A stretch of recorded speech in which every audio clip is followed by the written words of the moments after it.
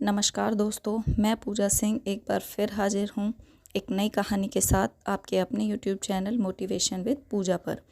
आज की कहानी में हम बात करने वाले हैं एक ऐसी लड़की के बारे में जिसकी शादी कुछ ऐसी विपरीत परिस्थितियों में हो जाती है जिसका शायद उसने कभी अंदाज़ा भी नहीं लगाया था। लेकिन शादी होने के बाद से उसके जीवन में कुछ ऐसी घटनाएं घटित होती हैं जो शायद ही उसने पहले कभी सोची हों। तो आइए जानते हैं राधिका की प्रेम कहानी के बारे में। मेरा नाम राधिका है और बात आज से तकरीबन 8 साल पहले की है। मैं बहुत खुश थी क्योंकि उस दिन मेरी बड़ी बहन सिमरन की शादी होने वाली थी। इसलिए हम सब भाई बहन मस्ती मजाक करके बहुत इन्जॉय कर रहे थे। सिमरन दीदी हम सभी भाई बहनों में सबसे बड़ी थी। उसके बाद मेरा नंबर था और मेरे बाद मेरी 2 बहन 1 भाई और थे। हमारे घर में पहली शादी थी, इसलिए मैं बहुत ज़्यादा खुश थी और मैंने सोच रखा था कि जीजा जी से जूते चुराई की रस्म में पूरे 5,000 रुपये लूँगी, क्योंकि वो बहुत अमीर थे। मेरे जीजा जी बहुत अच्छा कमाते थे। हम सभी बहनें जूते चुराई की बातें कर ही रहे थे कि मेरी मम्मी ने मेरा हाथ कसकर पकड़ा और मुझे खींचकर कमरे की तरफ ले गई। मैंने गौर किया तो माँ कुछ परेशान सी लग रही थी। उनकी आंखें सूजी हुई थी। ऐसा लग रहा था जैसे वो रो रही हों। मैंने घबराकर पूछा, माँ क्या बात है? सब ठीक तो है ना? आप उदास क्यों हो? मेरे पूछने पर मम्मी भावुक होकर और ज़ोर-ज़ोर से रोने लगी और फिर उन्होंने मेरे हाथ में एक लेटर थमा दिया।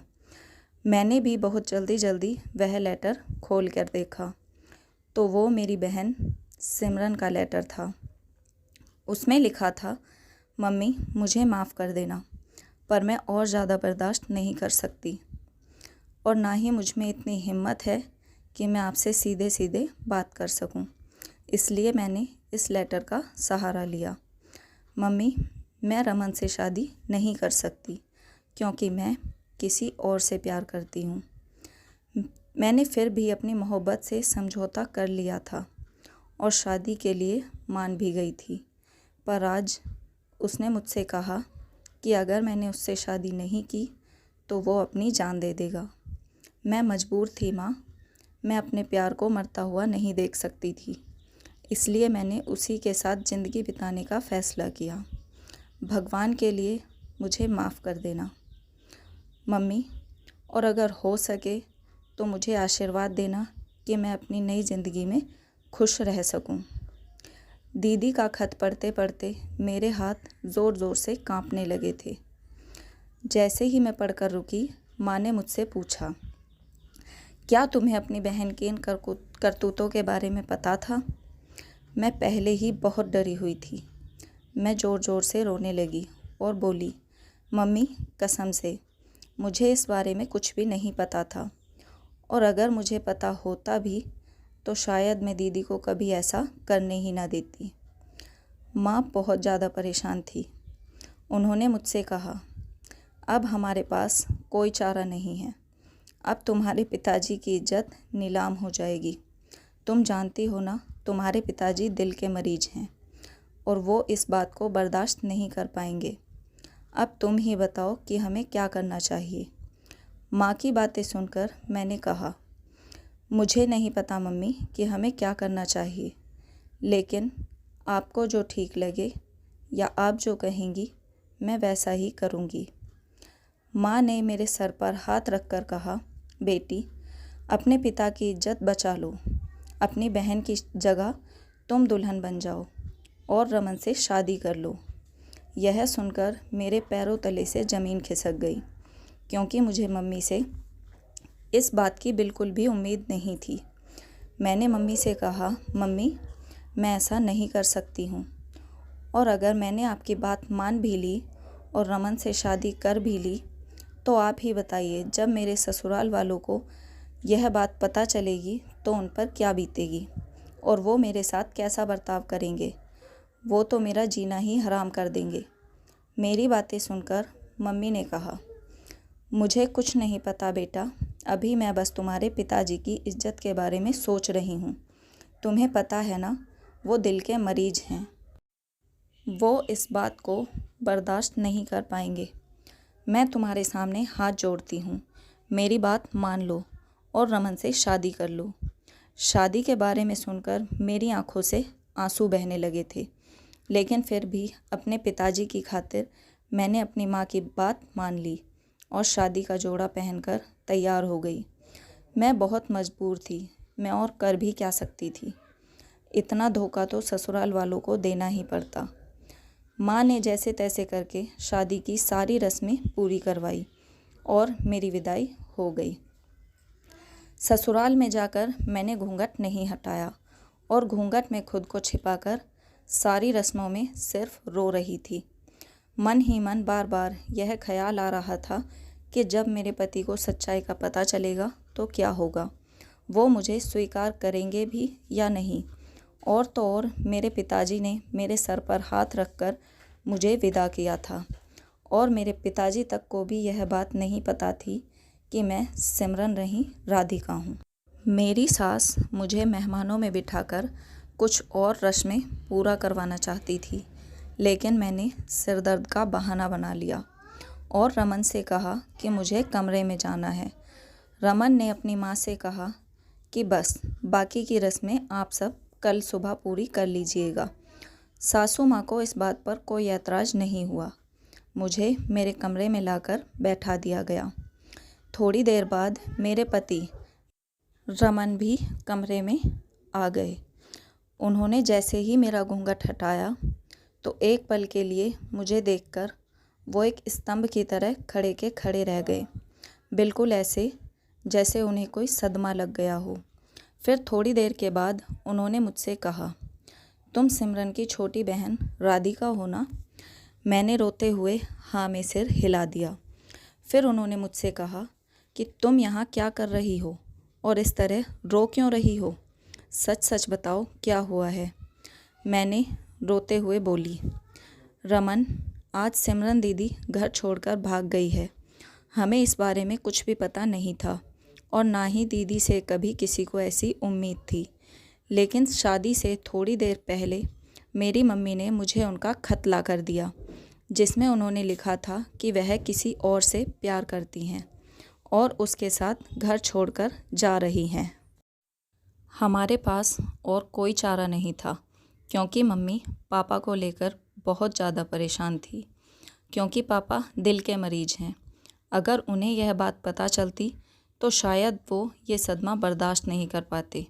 इसलिए अपने पिता की खातिर मुझे अपनी दीदी की जगह दुल्हन बनना पड़ा और आपसे शादी करनी पड़ी।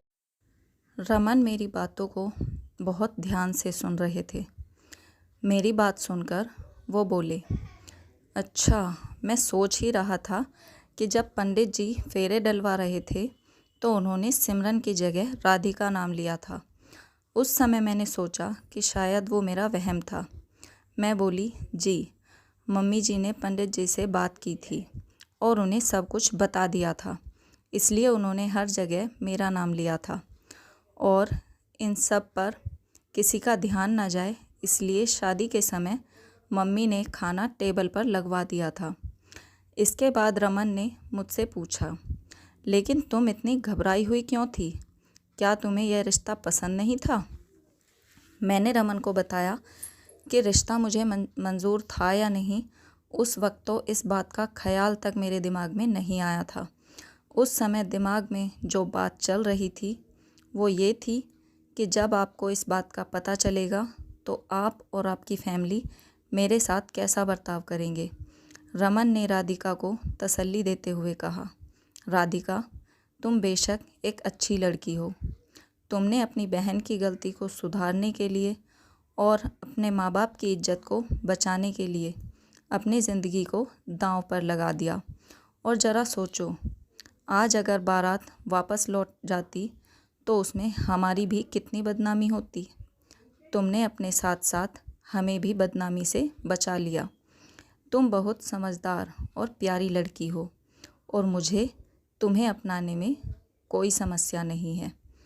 रमन के मुंह से ऐसी बातें सुनकर मैं हैरान थी। मुझे विश्वास ही नहीं हो रहा था कि कोई इतना अच्छा भी कैसे हो सकता है। लेकिन फिर अब मेरे मन में तसल्ली हो गई थी।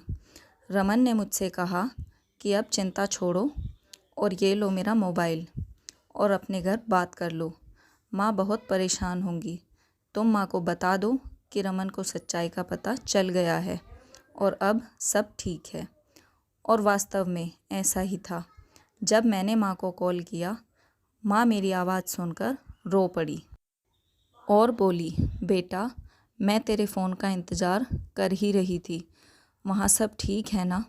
मैंने बोला, हाँ माँ, मैंने रमन को सब सच बता दिया है। अब डरने की कोई बात नहीं है। रमन को इस बात से कोई ऐतराज़ नहीं है। माँ से बात करके मैंने फ़ोन काट दिया। रमन को तो इस बात से कोई शिकायत नहीं थी, लेकिन जब बाकी ससुराल वालों को इस बात का पता चला तो उन सबको ये बात बिल्कुल अच्छी नहीं लगी। मेरी सास ने कहा कि हम शादी करके लाए हैं, बाज़ार से कोई सामान थोड़ी लेकर आए हैं। जो हमें दिखाया कुछ और गया था और पैक करके कुछ और दिया गया है। बेटा तुम इसे डिवोर्स दे दो और इसके घर भेज दो। इसके घर वालों को भी तो पता चलना चाहिए कि धोखे की सज़ा क्या होती है। रमन ने सबको समझाते हुए कहा कि राधिका सिमरन से भी ज़्यादा अच्छी लड़की है और अगर आपने इसके साथ कुछ भी बुरा सलूक किया तो यह मुझे बिल्कुल पसंद नहीं आएगा। रमन की बातें सुनकर सब शांत हो गए। इसके बाद रमन ने खुशी के साथ रिसेप्शन पार्टी भी दी। रमन का ऐसा बर्ताव देखकर मैं भी बहुत खुश थी।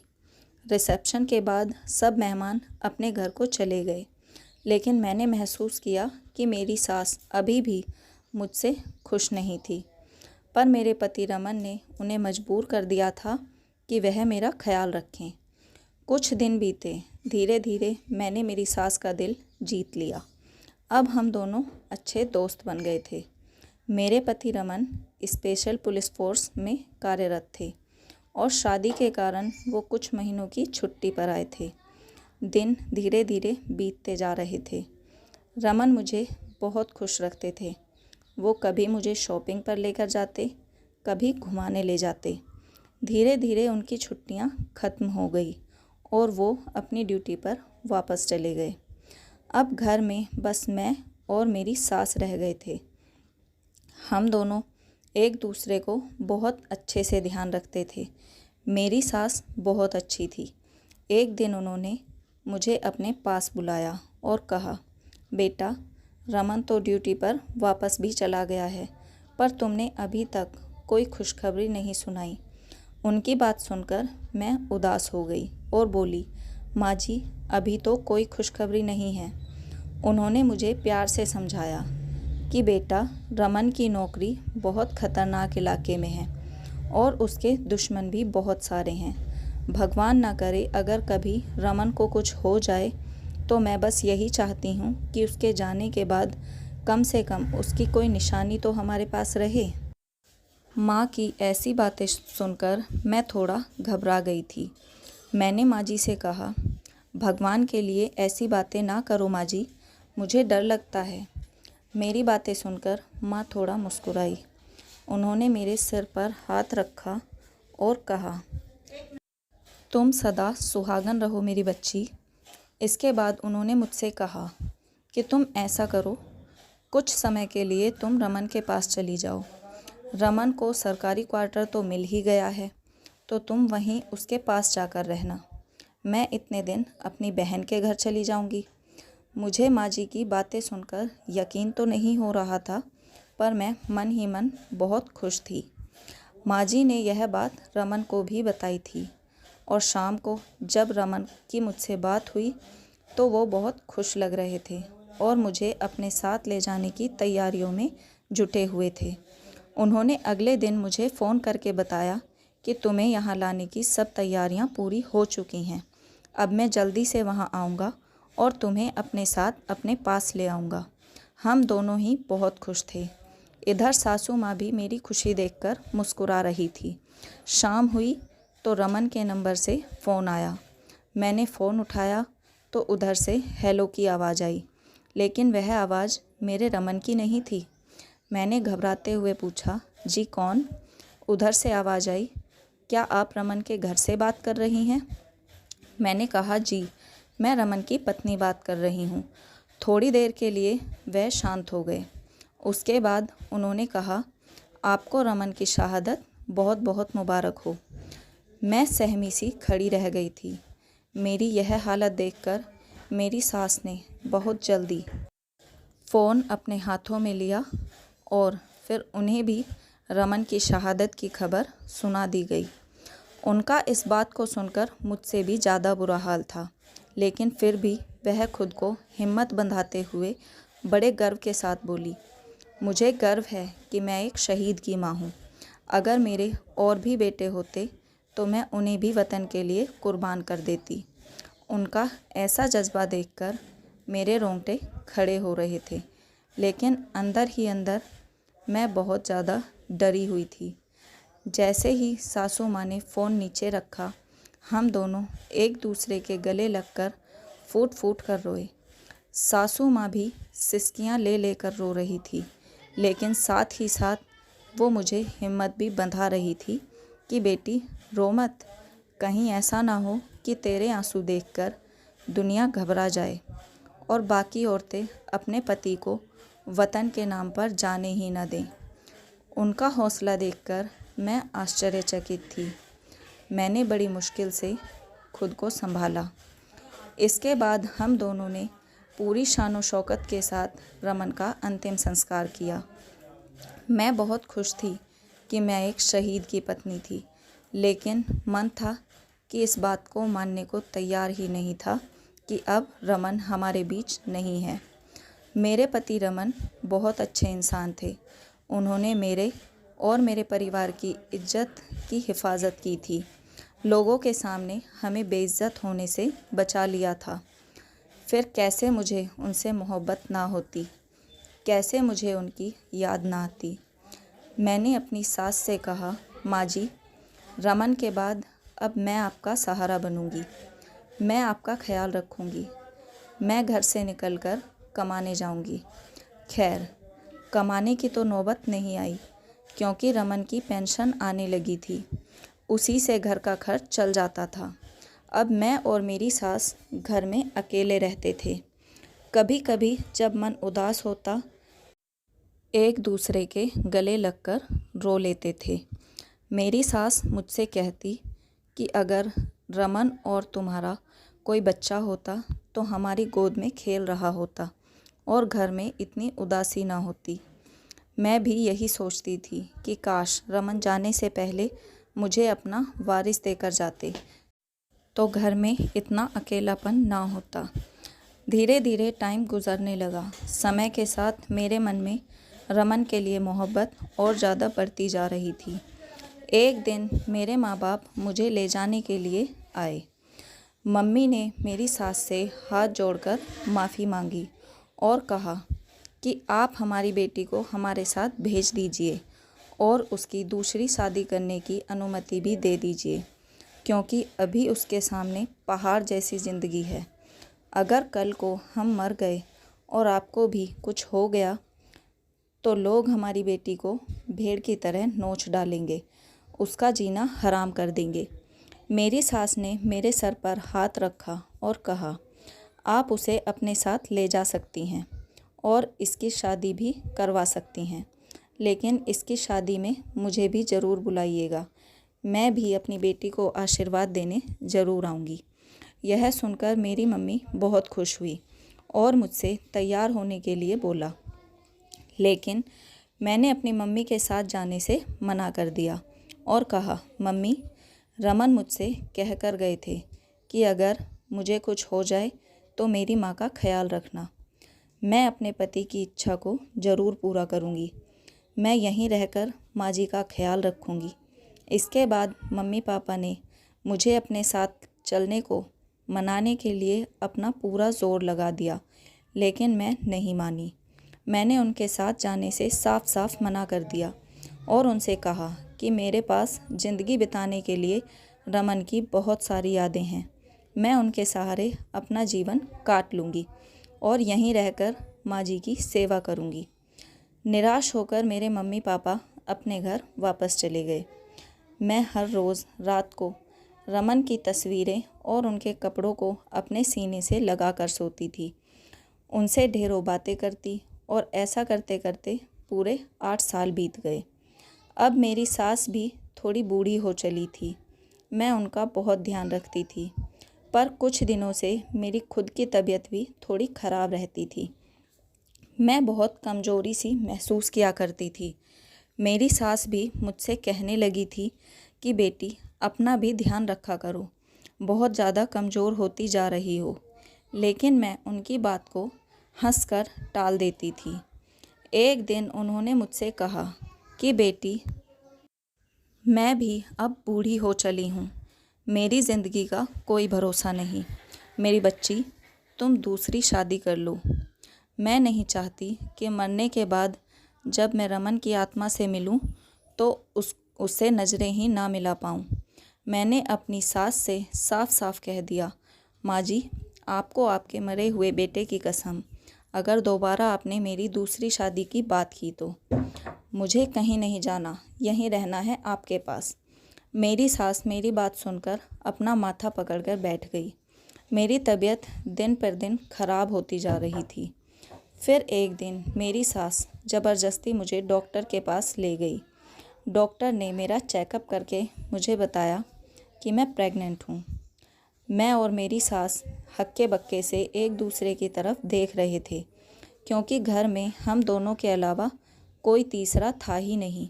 तो फिर यह बच्चा कहाँ से आ गया। खैर हम दोनों घर वापस आ गए।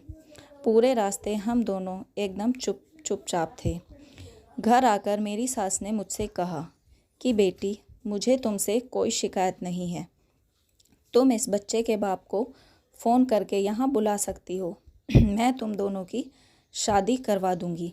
अगर तुम्हें इस बात का डर है कि मैं अकेली रह जाऊँगी तो फ़िक्र मत करो, मेरे पास भगवान का दिया सब कुछ है, मेरा गुजारा हो जाएगा। उनकी बातें सुनकर मैं उनके गले लगकर ज़ोर ज़ोर से रोने लगी और बोली, माँ जी रमन मेरी ज़िंदगी में आने वाला पहला और आखिरी इंसान था। इसके अलावा मैंने किसी दूसरे इंसान के बारे में कभी सोचा तक नहीं। मैं आपके सर की कसम खाकर कहती हूँ कि मुझे नहीं पता कि ये बच्चा मेरे पेट में कैसे है।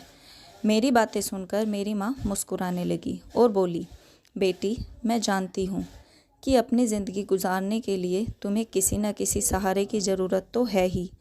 अच्छा हुआ कि तुमने वह सहारा खुद अपनी पसंद से चुना है।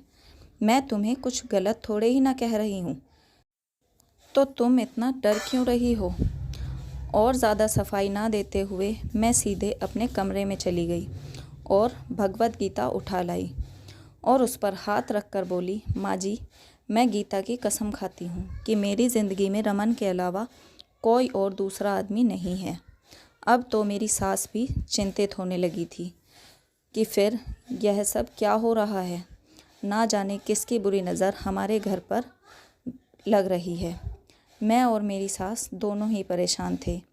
मेरी सास मुझसे कहने लगी कि हमें इस बात को गंभीरता से लेना चाहिए और इसके पीछे क्या रहस्य है उसे जानना चाहिए। आज रात को ना तो मैं सोऊंगी और ना तुम सोना।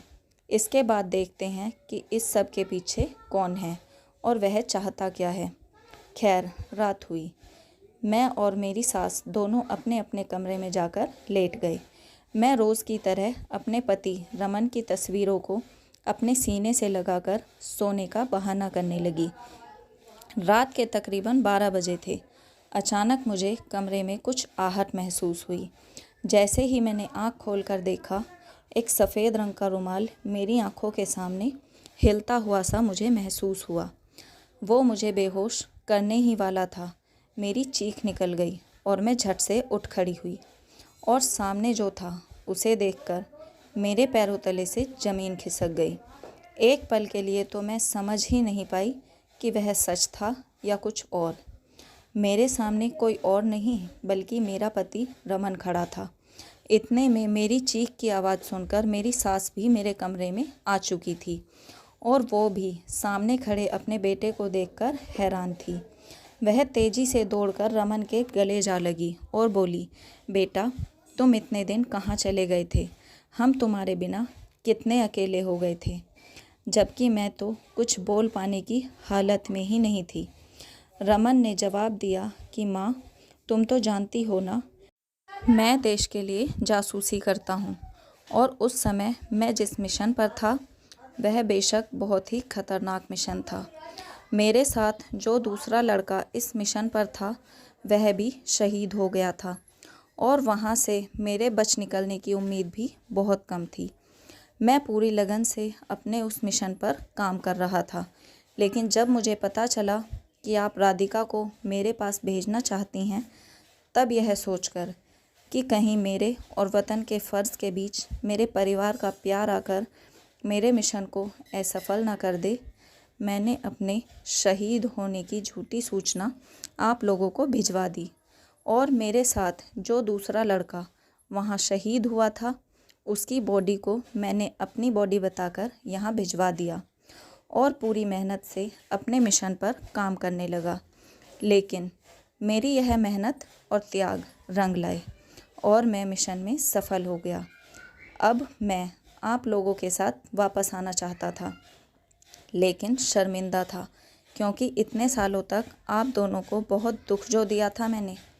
उस समय मेरे पास आप लोगों के पास आने का कोई और चारा नहीं था, तो मैं रोज़ रात को चोरी छिपे घर में आकर राधिका को बेहोश करके राधिका के साथ सोने लगा, इसी सोच के साथ कि जब राधिका प्रेग्नेंट हो जाएगी तब आप दोनों उस बच्चे के पिता की तलाश में कोई कदम उठाओगे और मुझ तक पहुंच जाओगे। और ऐसा हुआ भी। आज आप लोगों ने मुझे पकड़ लिया। मुबारक हो माँ, आप दादी बनने वाली हो। वो दोनों माँ बेटा बहुत खुश थे। इसके बाद जब मेरी सास कमरे से चली गई तो रमन ने मेरी तरफ मुड़कर देखा और मुस्कुरा कर बोला, मुझे माफ़ नहीं करोगी राधिका? उस वक्त मेरे मन में ना जाने क्या क्या चल रहा था। मैं रमन पर चिल्लाने लगी थी। मैंने कहा कि मैंने अपनी ज़िंदगी के 8 साल विधवा बन के गुजारे हैं, बिना सहारे के 8 साल गम के हवाले करके गुजारना क्या कम है? रमन बोले, मैं समझ सकता हूँ राधिका तुम पर क्या बीत रही है, लेकिन मैं मजबूर था। देखो राधिका, एक समय था जब तुम मजबूर थी और घबराई हुई थी, तब मैंने तुम्हें अपनाया था और आज मैं मजबूर हूँ। प्लीज़ मुझे अपना लो। रमन की इस बात के बाद मेरे पास कुछ कहने के लिए शब्द ही नहीं थे। मैंने उन्हें माफ़ कर दिया और उन्हें गले से लगा लिया। आज मैंने एक खूबसूरत बेटे को जन्म दिया है। आज मेरी ज़िंदगी का बहुत खूबसूरत दिन है। मैं भगवान की शुक्रगुज़ार हूँ कि उसने मुझे मेरा पति लौटा दिया और उसकी गैर मौजूदगी में मेरे कदमों को बहकने से बचा लिया। अगर ऐसा ना होता तो आज मेरी ज़िंदगी में ये सारी खुशियाँ ना होती। दोस्तों, आपको ये वीडियो कैसी लगी हमें कमेंट करके ज़रूर बताइएगा। अगर वीडियो अच्छी लगी हो तो इसे लाइक करें, अपने दोस्तों के साथ शेयर करें और अगर चैनल पर नए हैं तो चैनल को सब्सक्राइब करके हमें सपोर्ट करें। धन्यवाद।